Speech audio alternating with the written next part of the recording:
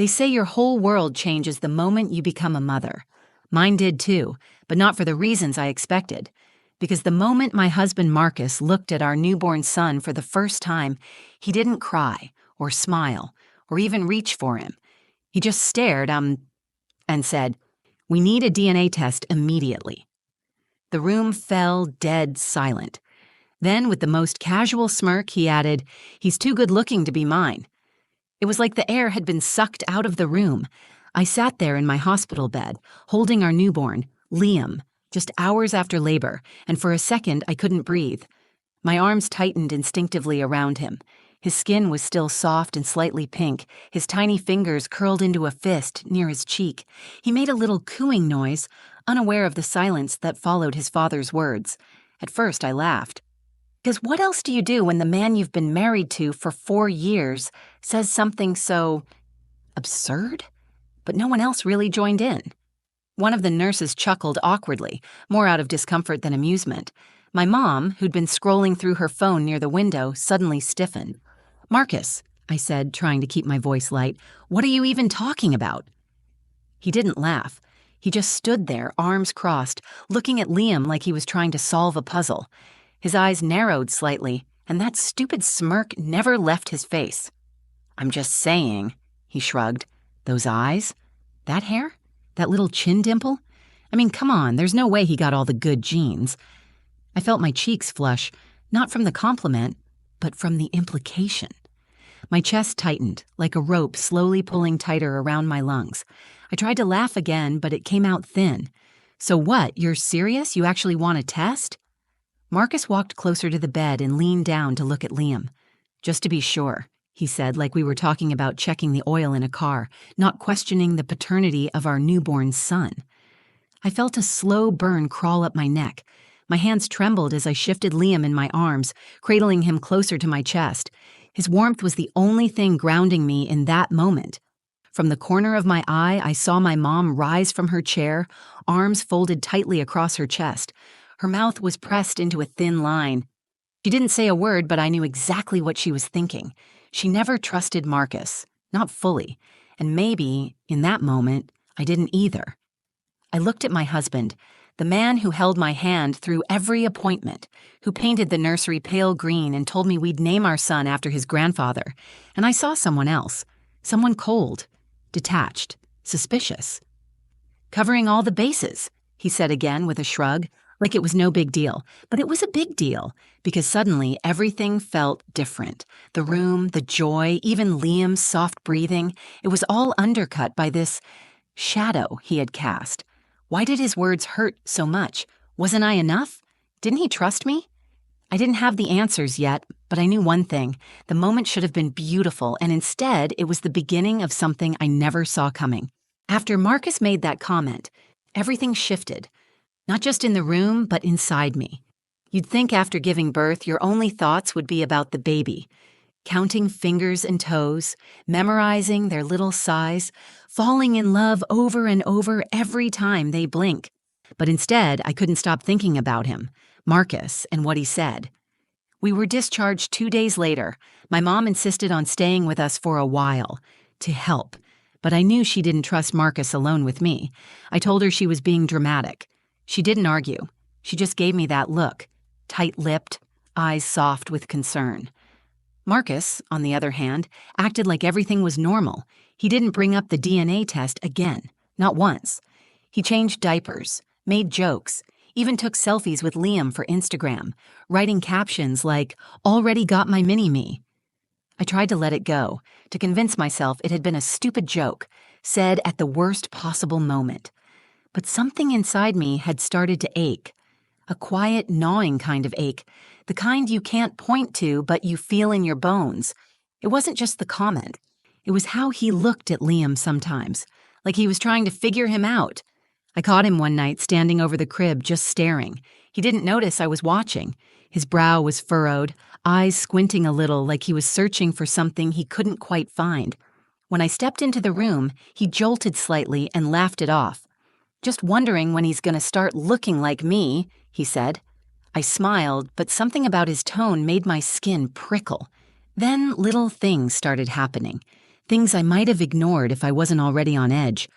A nurse from the hospital, Rachel, I think her name was, called one afternoon saying they were doing a routine follow-up. Her voice was polite, but I swear I caught a strange hesitation when she asked for Liam's hospital ID number. I gave it to her, and she paused for a beat before saying everything was fine. I asked her if something was wrong. She said no, but the way she said it didn't sit right. Later that night, I went through Liam's hospital papers and noticed something weird. The wristband they'd clipped on him at birth, one of the numbers was off from mine. Just one digit. A typo, maybe. But once you start doubting, you can't stop. I Googled newborn ID errors for hours. I fell down a rabbit hole I never meant to find. I finally showed Marcus. "Are you serious right now?" he said, laughing. "You were the one mad at me for even suggesting something was off, and now you're acting like the baby might not be ours." I opened my mouth to argue, but he kept going. "Sophie, you're tired. You just had a baby. Your hormones are all over the place. Don't let this get in your head." He kissed my forehead and walked away, leaving me standing there with a handful of medical papers and a head full of doubt. Maybe he was right. But if everything was fine, why couldn't I shake the feeling that something wasn't? I started checking things obsessively. His birth certificate, the bracelet, old ultrasound records, photos.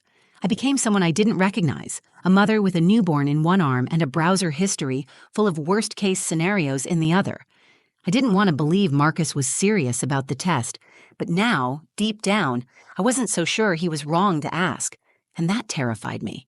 It was a few days later when Marcus brought it up again. He didn't do it during a fight or even with a hint of anger. He just said it casually, over coffee, like he was mentioning a dentist appointment. So, I found a private clinic that does same-day DNA testing, he said, taking a sip from his mug. Discreet, reliable. I blinked at him, unsure if I'd heard correctly. "You're still on that?" He looked up. His eyes were calm, but too calm. Controlled. "I think it'll just give us both peace of mind." Both? I didn't answer right away. I stared down at Liam, who was curled up on my chest, his tiny lips twitching in a dream. He was so peaceful, so perfect. The idea that anyone would question him, even his own father, felt like an insult. But at the same time, I had been questioning things too, hadn't I? The wrong ID number, the nurse's weird tone, the way Marcus stared at him in the dark like he was trying to solve a puzzle. "I thought you said you were joking," I whispered, still staring at Liam. Marcus shrugged. "Half joking, but seriously, Soph, wouldn't it help you too? You've been acting different, anxious." He wasn't wrong, but something in his tone felt off, not concerned, strategic, like he already had a narrative and was waiting for me to catch up. That night, I didn't sleep. I kept watching Marcus out of the corner of my eye. Not because I thought he'd hurt Liam, but because I realized I didn't really know him anymore, or maybe I never did. The next morning, I called the hospital. I told them I had a few questions about Liam's birth records. The woman I spoke to transferred me to someone else and then someone else again. Finally, I was put through to a hospital administrator named Ellen, who seemed cautious. "Everything looks fine on our end," she said after a pause. "Healthy baby boy born at 3:42 a.m., no complications." "But his bracelet didn't match mine," I said. "Just one digit off." "That can happen," she replied quickly. Too quickly. "We've updated our labeling system since then." Before I could ask more, she cut me off. "You should speak to patient records if you want printed documentation." Click. I sat there for a long time with the phone still in my hand. It was like everyone wanted this to disappear, like if they ignored it long enough, it would. That same day, I went digging through Marcus's old stuff, his documents, high school yearbooks, anything I could find. I told myself I was just curious, but deep down, I was looking for something to either confirm my fear or erase it. But there were gaps. No baby photos, no childhood mementos, just a few adult IDs and his college diploma, which I realized didn't even list a middle name. I'd never noticed that before, or maybe I never questioned it. When I asked him about it later, he laughed. "Fire burned all that stuff when I was a kid, remember? I told you that." Had he? I couldn't remember. Every little inconsistency suddenly felt like a thread, and once you start pulling, it's hard to stop. Still, I agreed to the DNA test, not because I believed Liam wasn't ours, but because I needed proof. Not of Liam's identity, but of Marcus's. I didn't say that out loud, of course. I just nodded and said, "Okay." And the minute I did, Marcus exhaled, relieved. That was the moment I realized. He wasn't afraid of what we might find out. He was afraid I'd stop asking. The DNA test was scheduled for Thursday. Marcus handled everything, called the clinic, filled out the forms, even drove us there like it was some normal family errand. He was calm, too calm. Meanwhile, I felt like my chest was lined with barbed wire, tightening every time I looked at him. Liam was in his car seat in the back, blinking up at the ceiling, kicking his tiny socks off again. He was the only one in the car who seemed at peace. I envied him. We dropped off the samples, mine, Marcus's, Liam's, and were told we'd get results in 5 business days. Marcus joked on the way out, something like, "Bet he's 80% angel, 20% trouble," but I barely heard him. My thoughts were already spiraling. 5 days to sit in this limbo, knowing my husband thought our son might not be his, and knowing I didn't really know who he was anymore. That night, I couldn't sleep. I laid in bed pretending to scroll my phone while Marcus dozed off beside me. But my mind wouldn't quiet down. His fire story about losing childhood mementos kept looping through my head. It felt rehearsed, convenient. Why couldn't I remember him ever telling it before? The next morning, I dropped Liam off with my mom and went back to the hospital on my own. I told them I'd left behind a small blanket with Liam's name embroidered on it. Total lie. But it got me past the front desk and into maternity.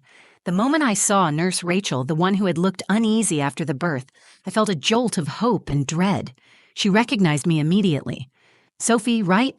she said, offering a soft smile. "How's the little guy?" "Good," I said. "But I have a weird question." I told her about the mismatched bracelet, the wrong digit, the follow-up call.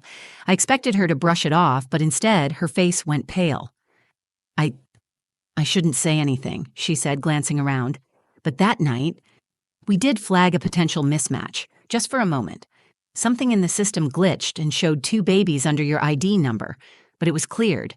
Management said it was a system error and told us to move on. I felt the blood drain from my face. "Was Liam ever taken out of the room without me?" I asked. Rachel hesitated. "For a routine check, yes, but only briefly." "How long is briefly?" She didn't answer. I thanked her, numb, and left the hospital in a fog. My hands were shaking as I gripped the steering wheel. My throat was dry. The words, "2 babies under your ID," echoed in my head like a siren. I couldn't tell Marcus what I'd learned. Not yet. I needed more. So I started digging. Social media, online archives, anything I could find about Marcus's past. I even searched public record databases, which I'd never thought I'd do in my life. It was like I had become a detective in my own marriage. But the more I looked, the more the details blurred. No trace of his high school graduation, no tagged photos before 2012, and oddly, I couldn't find a single person online who shared a memory of him before college, not even a childhood friend. It was like Marcus had been born at 21. I stared at a blank profile photo from an old college alumni page and felt my stomach twist. I had agreed to a DNA test to prove Liam was ours, but now I wasn't sure what scared me more. The possibility that our son wasn't his, or the growing fear that Marcus wasn't who he claimed to be at all. The call came early on a Wednesday morning.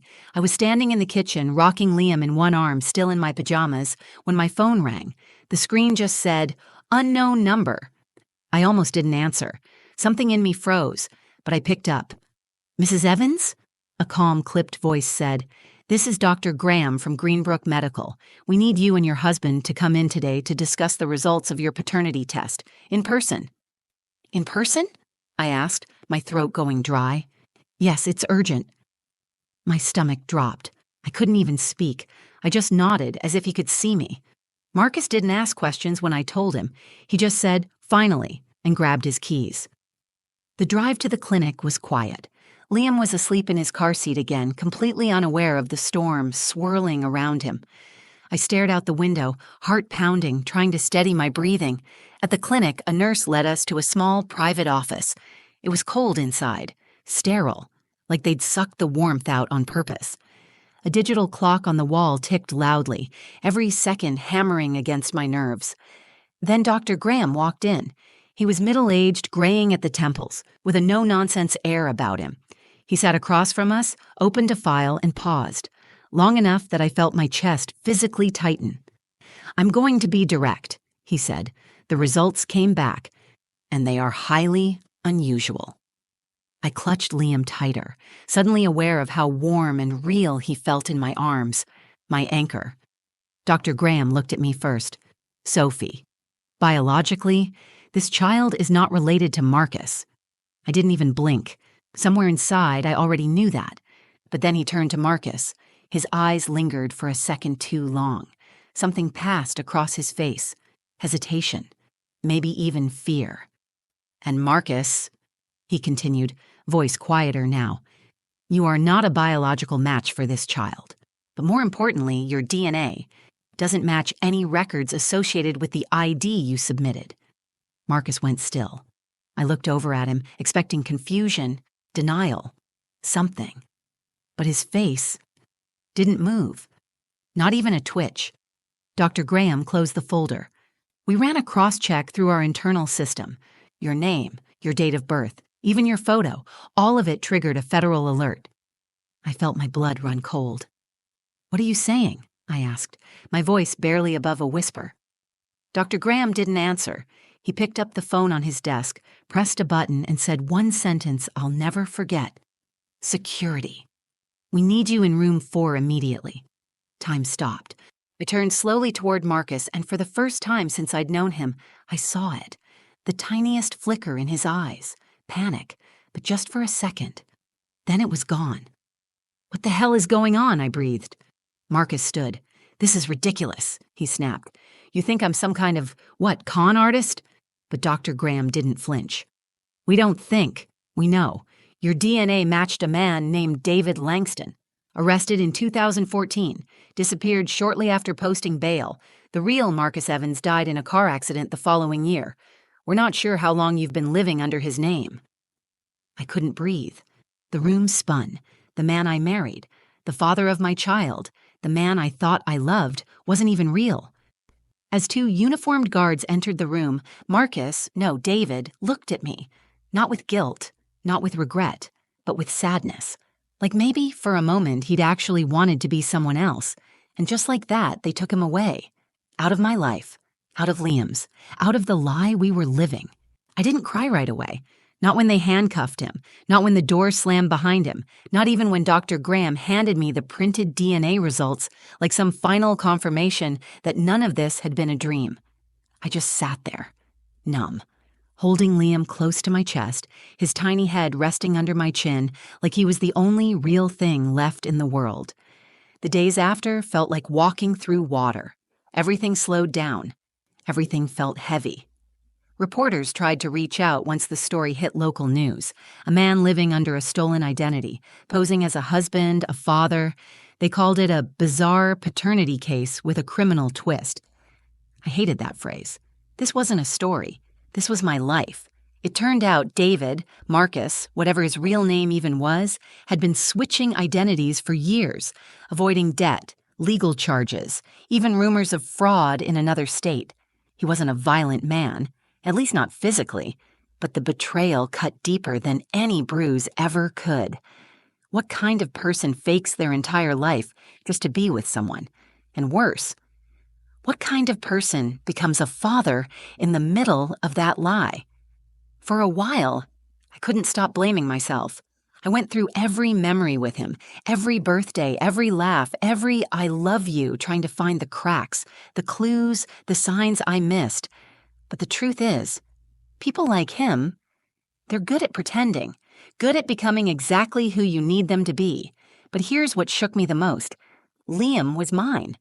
I had feared the worst, that he'd been switched, that I'd somehow gone home with the wrong baby. But after the investigation, the hospital confirmed what Nurse Rachel had tried to tell me. There had been a system glitch, a mix-up, but it was corrected before we were discharged. Liam never left my side long enough to be taken. He was mine from the moment he took his first breath. And yet, in some twisted way, David had used that glitch to his advantage. He fed the doubt, leaned into the confusion, made me question everything so I wouldn't start questioning him. Clever, cruel, calculated. It took me weeks to say his name out loud, even longer to stop calling him Marcus in my own thoughts. Now it's just me and Liam. We moved back in with my mom for a while, Angela, who never once said, "I told you so."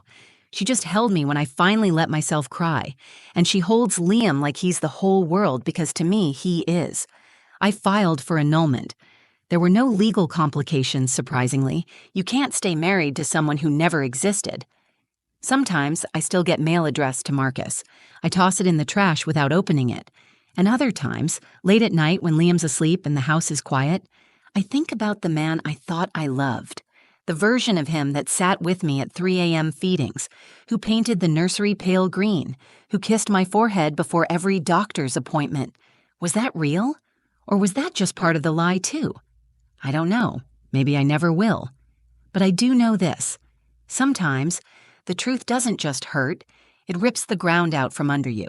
It forces you to rebuild everything from scratch, to figure out who you are without the person you thought would be by your side. And in that messy, painful rebuilding, you find something stronger. You find yourself. And in my case, I found Liam. And that's more than enough. Thank you for listening to my story. If you've ever found yourself questioning everything, your relationships, your reality, even your own instincts, just know you're not alone. Sometimes the hardest truths lead us to the strongest versions of ourselves. If this story moved you, made you feel something, or reminded you to trust your gut, please give it a like, share it with someone who might need to hear it, and don't forget to subscribe to the channel for more real, raw, and powerful stories like this one. Your support means more than you know, and who knows, maybe the next story you hear will be the one you needed most.